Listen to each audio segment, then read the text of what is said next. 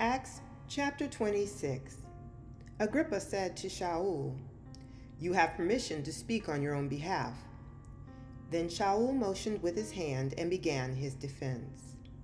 "King Agrippa, I consider myself fortunate that it is before you today that I am defending myself against all the charges made against me by Jews, because you are so well informed about all the Jewish customs and controversies. Therefore, I beg you to listen to me patiently. So then, all Jews know how I lived my life from my youth on, both in my own country and in Jerusalem. They have known me for a long time, and if they are willing, they can testify that I have followed the strictest party in our religion. That is, I have lived as a parush. How ironic it is that I stand on trial here because of my hope in the promise made to our fathers. It is the fulfillment of this very promise that our 12 tribes hope to attain, as they resolutely carry on their acts of worship night and day. Yet it is in connection with this hope, Your Majesty, that I am being accused by Jews.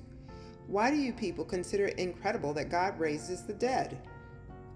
I used to think it was my duty to do all I could to combat the name of Yeshua from Nazareth, and in Jerusalem I did so. After receiving authority from the head Kohanim, I myself threw many of God's people in prison. When they were put to death, I cast my vote against them. Often I went from one synagogue to another, punishing them and trying to make them blaspheme, and in my wild fury against them, I even went so far as to persecute them in cities outside the country. On one such occasion, I was traveling to Damascus with the full authority and power of the head Kohanim. I was on the road, and it was noon, Your Majesty, when I saw a light from heaven, brighter than the sun, shining around me and my traveling companions. We all fell to the ground, and then I heard a voice saying to me in Hebrew, "Shaul, Shaul, why do you keep persecuting me? It's hard on you to be kicking against the ox goads." I said, "Who are you, sir?" And the Lord answered, "I am Yeshua, and you are persecuting me. But get up and stand on your feet. I have appeared to you to appoint you to serve and bear witness to what you have already seen of me and to what you will see when I appear to you in the future. I will deliver you from the people and from the Goyim.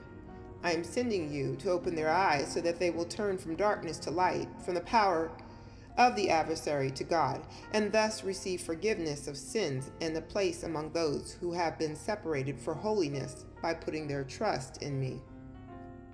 So, King Agrippa, I did not disobey the vision from heaven. On the contrary, I announced first in Damascus, then in Jerusalem and throughout Yehuda, and also to the Goyim, that they should turn from their sins to God and then do deeds consistent with that repentance. It was because of these things that the Jews seized me in the temple and tried to kill me.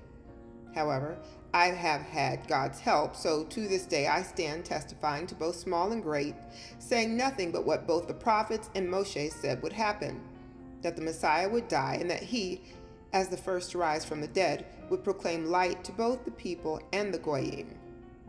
But just as he reached this point in his defense, Festus shouted at the top of his voice, "Shaul, you are out of your mind. So much learning is driving you crazy."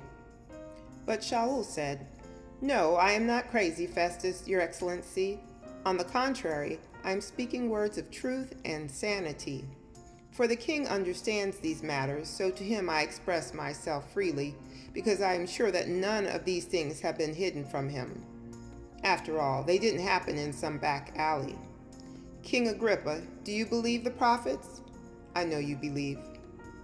Agrippa said to Shaul, "In this short time, you are trying to convince me to become messianic?" Shaul replied, "Whether it takes a short time or a long time, I wish to God that not only you, but also everyone hearing me today might become just like me, except for these chains." Then the king got up, and with him the governor and Bernice and the others sitting with them. After they had left, they said to one another, "This man is doing nothing that deserves either death or prison." And Agrippa said to Festus, "If he hadn't appealed to the emperor, he could have been released."